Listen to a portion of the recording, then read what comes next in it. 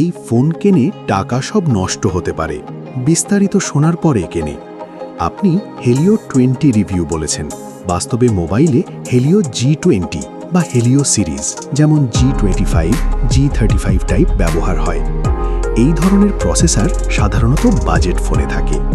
নিচে এই Helio series low and ফোনের সম্পূর্ণ খারাপ দিক A to Z বিস্তারিতভাবে দেওয়া হলো। Knock Helio G20, G25, G35 type ফোনের সম্পূর্ণ খারাপ দিক। শ্যাটার 1. পারফরম্যান্স খুবই দুর্বল।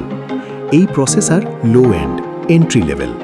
সাধারণ কাজেও ল্যাগ দেখা যায়, অ্যাপ খুলতে সময় লাগে, UI স্ক্রল করলেও আটকে যায়। Tech adviser +1। অনেক সময় ফেসবুক, ইউটিউব চালালেও স্টার্টার করে। গেমিং একদম বাজে। পাবজি, ফ্রি ফায়ার, COD ভালোভাবে চলে না। FPS ড্রপ, ল্যাগ, হ্যাং হয়। ভারী গেম খেললে ফোন স্লো হয়ে যায়। গিজবট গেমারদের জন্য একদমই না। 3. ডিসপ্লে কোয়ালিটি খারাপ। বেশিরভাগ ফোনে HD+ ডিসপ্লে, রং ফিকে, শার্পনেস কম, 60 Hz রিফ্রেশ রেট, স্মুথ না। টেক অ্যাডভাইজার ভিডিও দেখার অভিজ্ঞতা ভালো না। ক্যামেরা শুধু নামেই ভালো, 48 MP থাকলেও আসল কোয়ালিটি কম। লো লাইটে ছবি খুব খারাপ, ভিডিও শেকি ও low quality. Gadgets 360 social media কন্টেন্টের জন্য হতাশাজনক।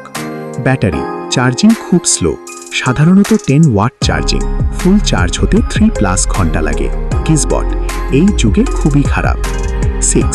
5G নেই, ফিউচার প্রুফ না, শুধু 4G, ভবিষ্যতে ব্যবহার কমে যাবে।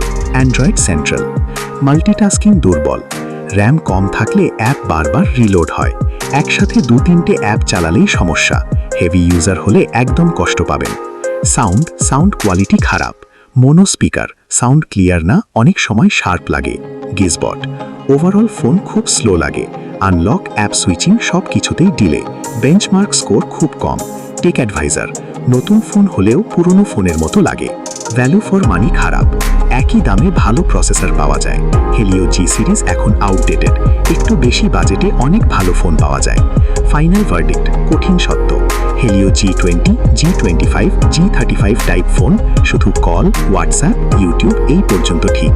Gaming knock, heavy use knock, long term use knock. সোজা কথা, এই ফোন কিনলে পরে আফসোস করার সম্ভাবনা বেশি। Title idea Helio G20 review, এই ফোন কিনলে শেষ, ভুলেও কিনবেন না।